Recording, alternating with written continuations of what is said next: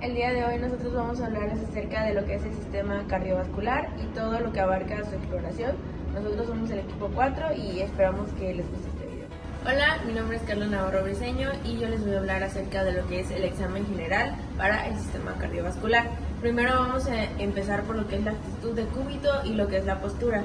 La importancia de todo esto en la exploración cardiovascular recae sobre todo en los pacientes que llegan con disnea. Recordemos que para ellos va a haber esa dificultad. Entonces también se puede hacer el descarte por disnea, que va a ser cuando el paciente se encuentre cómodo en la posición de cúbito dorsal. Entonces nosotros nos vamos a dar cuenta ahí si hay una dificultad respiratoria o no. A su vez va a influir otra cosa, que es el hábito institucional. El hábito institucional va más allá acerca de lo que es la predisposición genética que hay a presentar ciertas patologías o enfermedades cardiovasculares, que también puede ser influenciado también por lo que es la hipertensión. Después vamos a hablar del peso. Tenemos que hay pacientes que tienen sobrepeso, no tienen el peso adecuado o no tienen hábitos de salud alimentaria adecuado, que van a recaer en lo que es una actitud somnolienta, cansancio, van a tener signos de sobrepeso muy notorios, además de que pueden haber otras patologías agregadas como es hipertensión. También va a haber algo que se llama peso seco, que el peso seco va a ser conocido como esa meta que nosotros vamos a tratar de conseguir con el paciente a la par de que vaya disminuyendo ese peso, ¿no? Entonces va a llevarse pues esa etapa que va a ser conocida de esa forma. También van a entrar otros factores que son la coloración de la piel y las mucosas. Cuando llegue nuestro paciente nosotros tenemos que hacer una inspección completa y revisar todo ello. ¿Por qué? Porque la ictericia nos va a indicar niveles de lo que es la bilirrubina y las cuestiones si hay unos niveles altos o niveles bajos, además de hacernos a la idea de que pueden haber otras patologías. A su vez, también vamos a tener la cianosis, que la cianosis se puede presentar cuando hay esa dificultad respiratoria y no hay buena oxigenación en los vasos, en la distribución pues de la sangre del cuerpo. También vamos a tener palidez, que se puede dar por vasoconstricción de los mismos vasos. Y también puede haber otra cuestión, que es el edema.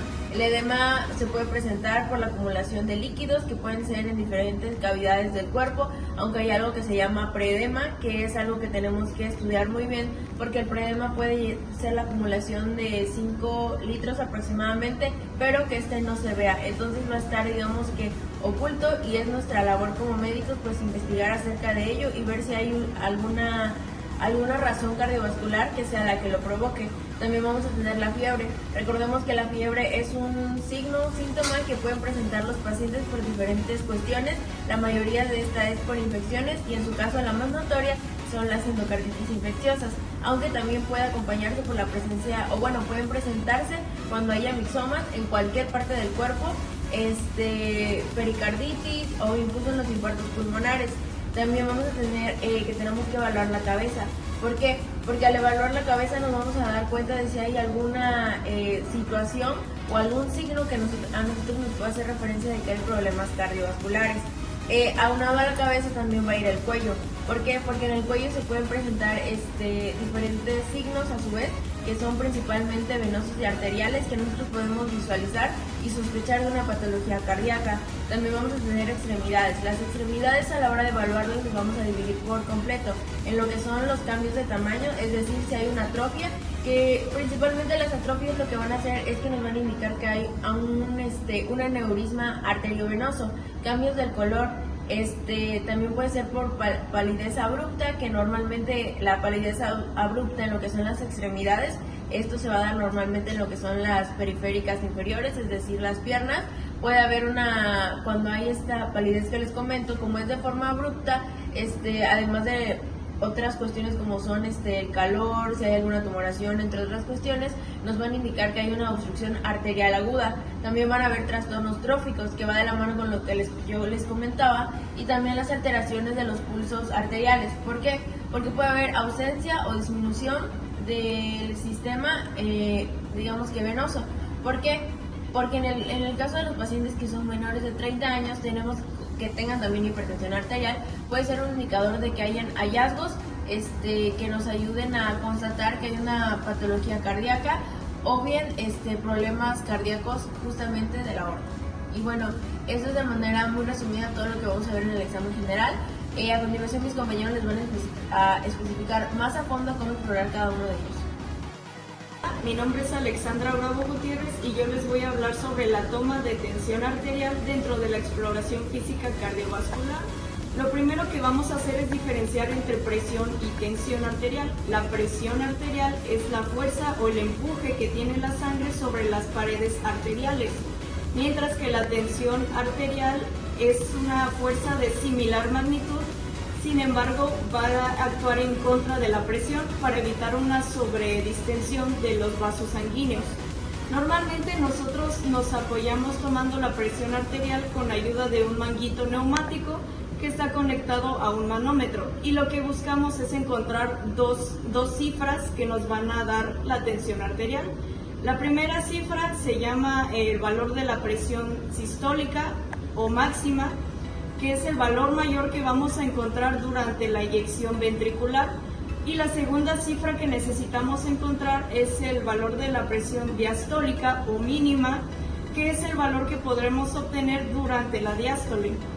Antes de esto, nuestro paciente tiene que estar tranquilo, no debió haber consumido ningún tipo de xantinas, como por ejemplo la cafeína, tampoco debió haber consumido tabaco, betabloqueadores de aplicación local o adrenérgicos, por lo menos 1 hora antes de su toma de tensión. Tampoco debió haber consumido ningún alimento ni ninguna bebida alcohólica mínimo 2 horas previas. Nuestro paciente pues tiene que estar correctamente sentado, no puede tener las piernas cruzadas, tiene que estar juntas en todo momento y no tiene que hablar en todo este proceso. Una vez que ya está correctamente posicionado y que siguió todas estas reglas, ya podemos tomar la tensión arterial. Primero tenemos que identificar tanto su pulso radial como su pulso braquial. Y una vez que lo identificamos, podemos colocar el manguito neumático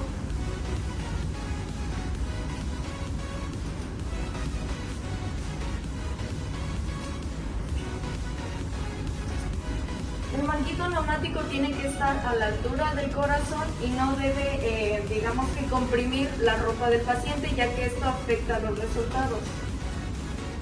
Vamos a colocar la campana del estetoscopio. Tiene que estar 2 centímetros debajo del borde inferior del manguito neumático. A su vez, el manguito neumático tiene que quedar 2 centímetros por encima del pliegue del codo. Tenemos que verificar que nuestro manómetro esté en 0 milímetros de mercurio, y cuando lo insuflemos tiene que ser a mayor de 120 milímetros de mercurio, ya que este es nuestro límite normal de tensión arterial. Y la desinsuflación tiene que hacerse en 30 a 50 segundos en un promedio de 2 milímetros de mercurio cada segundo. Bueno, antes de hacer la técnica, por último, hay que saber que para obtener las cifras de la tensión arterial nos tenemos que guiar por los ruidos de la escala de Gorodov, representando la sístole el primer ruido y la diástole cuando se deje de escuchar el cuarto ruido. Sabiendo esto, voy a proceder con la técnica.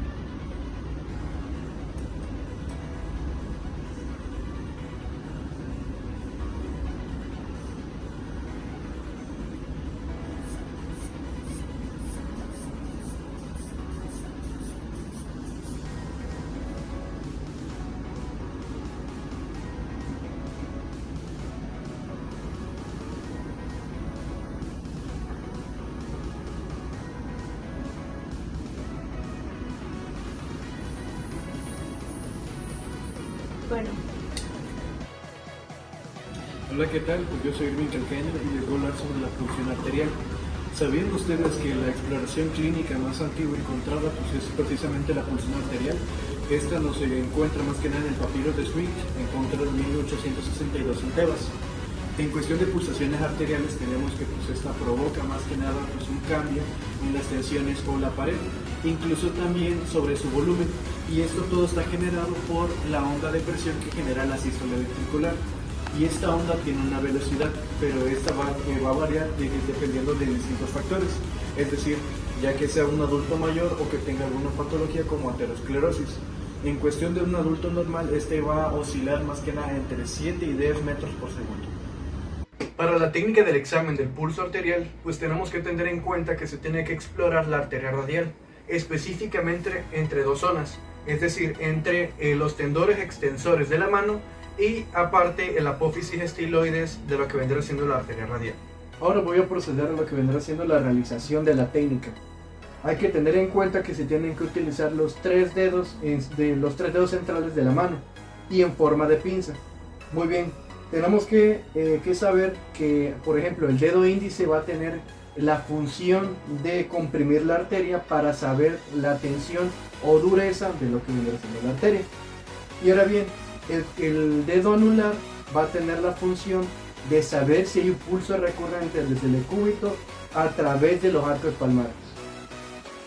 Bueno, mi nombre es Mariana Isabel y ahorita vamos a ver lo que es el examen cardiovascular, que continúa con la evaluación y el pulso venoso que se realizan a nivel del cuello. Bueno, pues así como el pulso y la tensión arterial evalúan el ventrículo izquierdo, la presión y el pulso venoso evalúan el funcionamiento del ventrículo derecho. La evaluación de la presión venosa se realiza a través de la técnica de Lewis. Y pues más que nada aquí se va a trazar una línea por el ángulo de Lewis, que es a nivel de segundo espacio intercostal, y la línea se traza que es paralela al plano del piso. Cruza el cuello a nivel de las manos, que son visibles, y normalmente la presión venosa se evalúa sobre la yugular externa y se trata de verificar su grado de llenado. Esta técnica se conoce, como ya dije, la técnica de Lewis. Bueno, aquí vamos a hacer la exploración física. Aquí le vamos a pedir al paciente que voltee la cara hacia la izquierda y vamos a ver que las venas estén en un estado óptimo. Aquí más que nada vamos a ver pues que no sobresalga y pues estén de una manera correcta. A esto le vamos a llamar irrigitación yugular. Aquí va a haber tres escalas. La primera, que va a estar sobre el esternocleidomastoideo. La segunda, que no va a sobrepasar tantito el músculo, y la tercera, que se va a extender hasta el maxilar. Ahorita que acabamos de exploración física, algo muy importante es que siempre desde el ángulo de Lewis siempre va a haber una presión cero, que tiene que ser de 5 centímetros entre cada vena. Bueno, aquí el aumento de la presión venosa se puede ver tanto en un aumento del volumen, como se observa en los casos de insuficiencia cardíaca intravascular sea normal y exista como una dificultad en el llenado del ventrículo derecho, como ocurre en las estenosis tricuspidias o la hipertrofia y agrandamiento del ventrículo derecho en los casos de hipertensión pulmonar. Una vez que hemos confirmado el fenómeno que visualizamos en el cuello corresponde al pulso venoso, pasamos a analizarlo. El pulso venoso ya dijimos que es un pulso que se ve y no se palpa, es un pulso en sí negativo con respecto al pulso radial. Para esto tomamos el pulso radial para comparar o más que nada visualizar la carotidia del otro lado, y vemos que cuando palpamos la onda expansiva del pulso radial, el fenómeno que observamos en el cuello es de contracción o de presión al pulso venoso. Es una onda más que nada negativa que corresponde al valle X del programa del electrocardiograma. Aquí lo que pasa es que la presión sistólica es más que nada el fenómeno normal que se debe observar y corresponde al descenso del piso tricuspidio o durante la contracción del ventrículo derecho. En algunos casos pueden observarse antes de un colapso sistólico del pulso venoso, o más que nada en una onda positiva pequeña, que aquí más que nada vamos a ver en el electro que va a ser una onda A producida por la contracción auricular. En todo caso, la onda A siempre precede al valle X en el electrocardiograma. Como ya les dije, la onda es positiva o negativa, dependiendo. Es decir, en conclusión, el pulso venoso normal es un fenómeno inverso al pulso arterial. El pulso arterial es una onda expansiva y el pulso venoso es una onda negativa, siempre recuerden. La modificación más importante del pulso venoso es cuando este fenómeno se invierte, es decir, el pulso venoso en vez de ser una onda negativa es una onda positiva, y eso identifica la insuficiencia tricuspidia. Les voy a explicar un poco del examen físico de tórax. Tenemos que poder realizar esto, se debe colocar el paciente en una posición de cúbito dorsal o puede estar sentado. Tenemos que el explorador se debe colocar siempre del lado derecho del paciente, y para realizar este examen físico se debe de hacer en un lugar silencioso, adecuado y cómodo. Se exploración se va a observar lo que es la superficie del tórax y aquí podemos encontrar ciertos latidos, ya sean anormales o normales. El latido anormal va a ser el choque de la punta y anormales pueden ser ciertos latidos sistólicos o diastólicos. Para evaluar el latido choque de la punta tenemos que realizar lo que es la maniobra de Pachón. Aquí debemos de colocar la membrana del estetoscopio, ya sea sobre el cuarto o quinto espacio intercostal, que es donde se encuentra este latido. Sin quitar la membrana, tenemos que decirle al paciente que adopte una posición de cúbito lateral izquierda, colocando su brazo debajo de la cabeza. Y ya al momento de realizar esto, pues podemos encontrar lo que es el latido apetziano o el choque de la punta. Bueno, ahora va la palpación. Tenemos que la palpación evalúa la localización, extensión, amplitud y fuerza de los movimientos. Como ya les había mencionado, esto está dado siempre preferentemente del lado derecho del paciente y se realiza primero con toda la palma de la mano y de ahí con el pulpejón de los dedos. Se pueden evaluar ciertos latidos cardíacos, como mencionado anteriormente, el latido choque de la punta, lo cual pues lo realizamos con la maniobra de Pachón, o ciertos fremitos que pues estos pues van a ser las duraciones torácicas de una mayor duración de 5 segundos originadas por los latidos cardíacos. ¿Qué son los fremitos? Pues van a ser la representación palpatoria de ciertos soplos, ya sean sistólicos, diastólicos o continuos. Bueno, al hacer la percusión tenemos que se va a distinguir, ya que el corazón va a tener un sonido de matidez, a diferencia de percutir lo que son los pulmones. Tenemos que percutir lo que son las áreas proximales a lo que es el corazón, escuchando un sonido sonoro, y ya que si no se escucha tenemos que se pueden asociar a diversas patologías como un derrame pericardio. Mi nombre es José Carlos Maestro Sensi y yo les voy a explicar sobre la auscultación del tórax. Es muy importante saber que es fundamental la auscultación del tórax al momento de emitir una decisión diagnóstica. Si bien la clínica es importante, también los ejercicios que realicemos durante la exploración clínica y la exploración física nos van a poder ayudar a obtener un diagnóstico certero. Primero hay que tener en cuenta que tenemos que estar en un ambiente de silencio para poder escuchar bien y evitar ruidos en los exteriores. Segundo, necesitamos que el paciente se sienta cómodo. En el caso de cuando tenemos pacientes femeninos, se usa una tela, una manta o en dado caso que traigan una blusa debajo para poder auscultar de una mejor manera sin la necesidad de poder exponer las manos. De ahí vamos a necesitar que el paciente esté en cama, acostado o sentado, dependiendo de lo que vayamos a auscultar. En un momento más vamos a ver. Vamos a proceder con la exploración del tórax. Hay que tener en cuenta que se han definido 5 focos para poder auscultarlo. Primero vamos a comenzar con los principales, que son el aórtico y el pulmonar. En el aórtico vamos a encontrar el sonido de las válvulas aórticas y en el pulmonar el sonido de las válvulas pulmonares. Entonces comenzamos buscando el segundo espacio intercostal. Del lado derecho colocamos nuestro estetoscopio ahí y ahí vamos a encontrar el foco aórtico. Si nos vamos de la línea paraesternal izquierda, vamos a encontrar el foco pulmonar. De ahí vamos a tener otros focos más que van a ser el accesorio, por ejemplo, el cual se va a encontrar tercer espacio intercostal, línea paraesternal izquierda. En el caso del que sigue, que es el tricuspidio, ahí vamos a encontrar los ruidos del ventrículo derecho. El tricuspidio es cuarto espacio intercostal, línea paraesternal izquierda. Y por último vamos a encontrar el foco mitral. Aquí es donde está, por así decirlo, el ápex del corazón. Entonces vamos a escuchar mucho más fuerte los ruidos cardíacos y va a corresponder al ventrículo izquierdo del mismo. Si hay patologías que limiten o modifiquen el flujo, lo vamos a escuchar. Ahora, si bien hay uno más, que es la aorta descendente, que es el siguiente foco, ese se va a encontrar en la parte posterior del paciente. Entonces, en que está aquí del lado, es el de la aorta descendente. En vamos a poder escuchar si hay algún problema con la coartación de aorta y pues podemos enfocarnos en las vértebras de T2 y T12. Vamos a colocar el estetoscopio en la parte de T3 aproximadamente, del lado izquierdo, y vamos a poder escuchar ahí con mucho detenimiento la aorta descendente. Esto no siempre es necesario escucharlo, únicamente cuando escuchemos de alguna patología que involucre esta zona. Toda esta exploración hay que tener en cuenta que se realiza con el paciente en condiciones normales. Aquellos pacientes que presenten dextrocardia, es decir, el corazón hacia el lado contrario, vamos a tener que acoplarnos a eso. Pero bueno, regresando a la exploración física del tórax, vamos a escuchar dos ruidos. El primer ruido va a consistir en la sístole ventricular, va a corresponder a la onda Q del electrocardiograma y se va a escuchar muchísimo mejor en el foco mitral que en el foco tricuspidio.